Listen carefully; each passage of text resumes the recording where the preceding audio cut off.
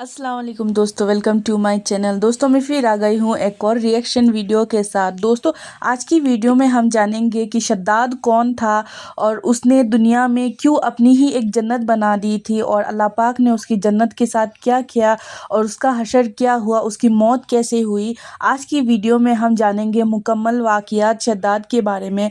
दोस्तों video last तक देखना बहुत ही इंटरेस्टिंग है। चलिए दोस्तों वीडियो शुरू करते हैं। अल्लाह तबारक व तआला के नाम से शुरू जो बड़ा मेहरबान और निहायत रहम करने वाला है। दुनिया की तारीख में ऐसे बहुत सारे बादशाह और फिरौन गुजरे हैं जिनको उनकी बादशाहत और दौलत के नशे ने मगरूर बना दिया और वो तकब्बुर में आकर खुदाई का दावा कर बैठे। ये बदबख्त लोग अपनी बेशुमार मालो दौलत और बादशाहत के नशे में बदमस्त होकर अल्लाह तबारक व तआला की वहदानियत को ललकारने लगे और माआज़ अल्लाह खुदाई का दावा कर बैठे। इसके बावजूद भी अल्लाह तबारक व तआला ने इनकी तरफ बेशुमार अंबिया किराम को मबऊस फरमाया और उनको हिदायत की तरफ बुलाया, लेकिन ये बदबख्त लोग अपनी सरकशी और अना पर अड़े रहे और अल्लाह तबारक व तआला की वहदानियत का इनकार करते रहे।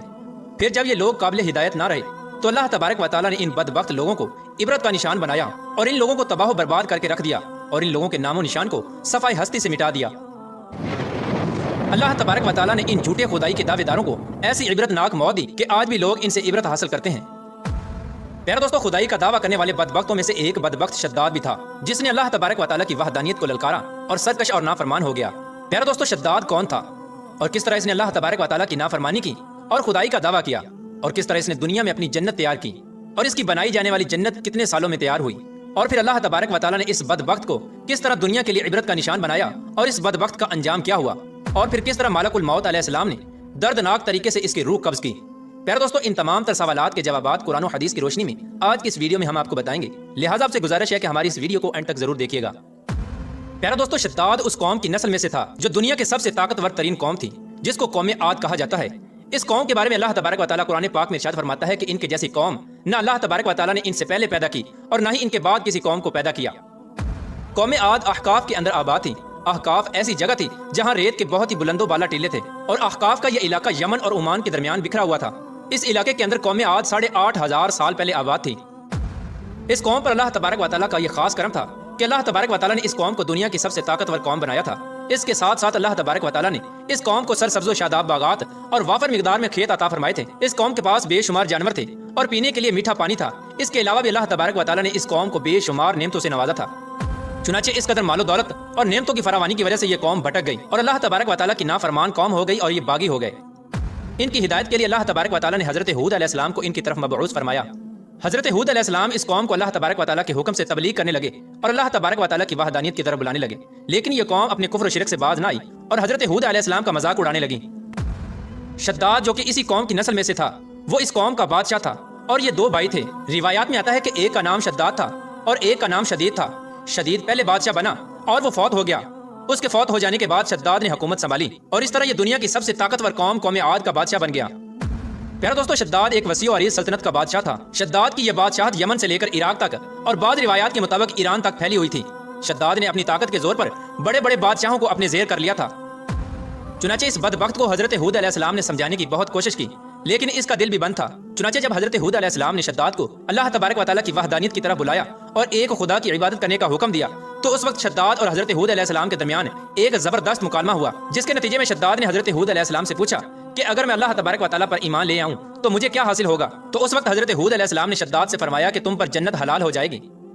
जन्नत का नाम सुनते ही शद्दाद हजरत हूद अलैहिस्सलाम से पूछने लगा कि ये जन्नत क्या है। तो हजरत हूद अलैहिस्सलाम ने शद्दाद को जन्नत का नक्शा बताया और जन्नत की नेमतों के बारे में शद्दाद को बताया। हजरत हूद अलैहिस्सलाम की ये बात सुनकर शद्दाद मुस्कुराने लगा और हजरत हूद अलैहिस्सलाम को देखकर कहने लगा कि ये कौन सी बड़ी बात है, ऐसी जन्नत तो मैं भी तैयार कर सकता हूँ। हजरत हूद अलैहिस्सलाम ने शद्दाद को उसके इस कुफ्र और शिरक से रोकने की बहुत कोशिश की, लेकिन ये बदबख्त बाज ना आया। चुनाचे उस वक्त शद्दाद ने अपनी सल्तनत के बहुत बड़े बड़े कारीगरों को इकट्ठा किया और अहकाफ में इरम के मकाम पर 20 कोस लंबी और चौड़ी जन्नत बनाने का काम शुरू करवा दिया। चुनाचे शद्दाद की तैयार होने वाली उस जन्नत में सोने और चांदी की ईंटें लगाई गईं और जवाहरात भी लटकाए गए। इस बदबख्त शद्दाद ने अपनी उस बनाई जाने वाली जन्नत में शहद, दूध और पानी की नहरें भी रवां कर दी और दुनिया जहान के खूबसूरत दरख्त, पौधे और फूल भी लगवा दिए और उस जन्नत को तरह तरह के जवाहरात से मुज़य्यन कर दिया।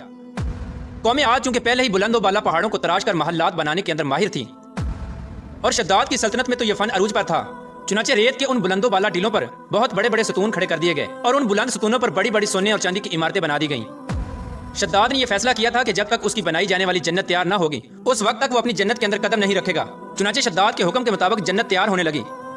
اور شداد اپنے محل کے اندر بے صبری کے ساتھ جنت کا کام مکمل ہونے کا انتظار کرنے لگا۔ شداد کی اس جنت کو تیار ہونے میں 12 سال لگے۔ 12 سال کے اندر جب یہ جنت مکمل تیار ہو گئی اور اس کو طرح طرح کے ہیرے جواہرات سے مزین کر دیا گیا اور طرح طرح کی خوبصورتی سے مزین کر دیا گیا، تو اس وقت شداد کو اس کی جنت کے تیار ہونے کا پیغام پہنچا دیا گیا۔ چنانچہ شداد جنت کے تیار ہونے کا پیغام سنتے ہی بہت خوش ہوا اور شداد اپنی جنت کو دیکھنے کے لیے اپنی فوج کو ساتھ لے کر جنت کی طرف نکل پڑا۔ چنانچہ شداد ابھی جنت کے دروازے پر پہنچا ہی تھا کہ اس نے اپنے سامنے ایک شخص کو کھڑا دیکھا۔ شداد اس شخص کو دیکھتے ہی پہچان گیا اور اپنے حواریوں سے کہنے لگا کہ یہ شخص مجھے جنت میں داخل نہیں ہونے دے گا۔ تو اس وقت شداد کے حواریوں نے شداد سے پوچھا کہ یہ شخص کون ہے اور یہ جنت میں کیوں نہیں داخل ہونے دے گا؟ تو اس وقت شداد نے اپنے حواریوں سے کہا کہ یہ ملک الموت علیہ السلام ہیں جو کہ میری روح قبض کرنے کے لیے آئے ہیں اور یہ مجھے جنت میں داخل نہیں ہونے دیں گے۔ اس وقت شداد بدبخت ملک الموت علیہ السلام سے عرض کرنے لگا کہ مجھے صرف اپنی جنت میں قدم رکھنے کی مہلت دے دی جائے، لیکن اللہ تبارک و تعالیٰ کی طرف سے مقررہ فرشتے نے جواب دیا کہ مجھے اللہ تبارک و تعالیٰ کی طرف سے حکم ہے کہ میں تجھے تمہاری جنت کے اندر قدم نہ رکھنے دوں۔ شداد ملک الموت علیہ السلام کے سامنے بہت رویا اور گر گڑایا، لیکن ملک الموت علیہ السلام نے اللہ تبارک و تعالیٰ کے حکم کی تکمیل کرتے ہوئے شداد کی روح قبض کر لی۔ چنانچہ شداد کی موت کے بعد حضرت جبرائیل علیہ السلام نے ایک زوردار چیخ ماری اور شداد کی بنائی ہوئی ساری جنت زمین کے اندر دھنس گئی اور غائب ہو گئی۔ شداد کی اس عبرتناک موت کے بعد حضرت ہود علیہ السلام نے قوم عاد کو بارہا مرتبہ سمجھایا، لیکن قوم عاد باز نہ آئی۔ حالانکہ شداد کا یہ انجام قوم عاد کے لیے کافی تھا، لیکن جب انسان کی عقل پر غرور کا پردہ ہوتا ہے تو چاہے شداد ہو یا شدید، اس کو کسی کام کا انجام دکھائی نہیں دیتا۔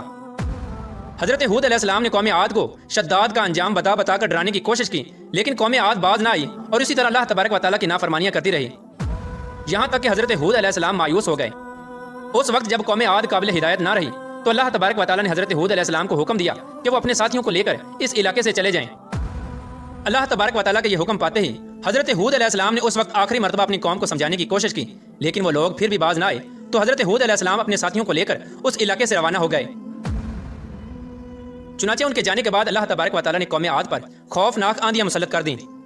اللہ تبارک و تعالیٰ کی طرف سے آنے والی وہ خوفناک آندیاں اور طوفان 7 راتیں اور 8 دن تک چلتی رہیں، یہاں تک کہ وہ پوری قوم اپنے بلند ستونوں اور سونے اور چاندی کی عمارتوں سمیت زمین کے اندر دنسا دیے گئے اور غرق کر دیے گئے۔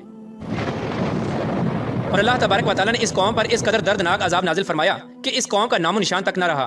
جس وادی کے اندر بڑے بڑے بلند و بالا محلات تھے، وہ تمام کی تمام وادی ایک ریت کے صحرا کے اندر تبدیل ہو گئی۔ قوم عاد کے اس علاقے کو اللہ تبارک و تعالیٰ نے اس طرح زمین کے اندر غرق کر دیا کہ وہاں پر صرف اور صرف ریت کے ٹیلے باقی بچے اور کسی بھی چیز کا نام و نشان نہ بچا۔ پیارے دوستو، اس طرح اللہ تبارک و تعالیٰ نے شداد اور اس کی قوم کا عبرتناک انجام کیا اور ان لوگوں کو صفحہ ہستی سے مٹا دیا۔ اللہ تبارک و تعالیٰ سے دعا ہے کہ اللہ تبارک و تعالیٰ ہمیشہ اپنے حضور عاجزی اور انکساری کے ساتھ زندگی گزارنے کی توفیق عطا فرمائے اور حضور صلی اللہ تعالیٰ علیہ وآلہ وسلم کے بتائے ہوئے راستے پر چلنے کی توفیق عطا فرمائے۔ دوستو، آج کی ویڈیو سے آپ سب کو کیا سیکھنے ملا کامنٹ میں پلیز بتا دینا، اور اگر ویڈیو اچھی لگی تو پلیز لائک کرنا اور ایسی ویڈیوز کے لیے ہمارے چینل کو سبسکرائب کرنا۔ اللہ حافظ۔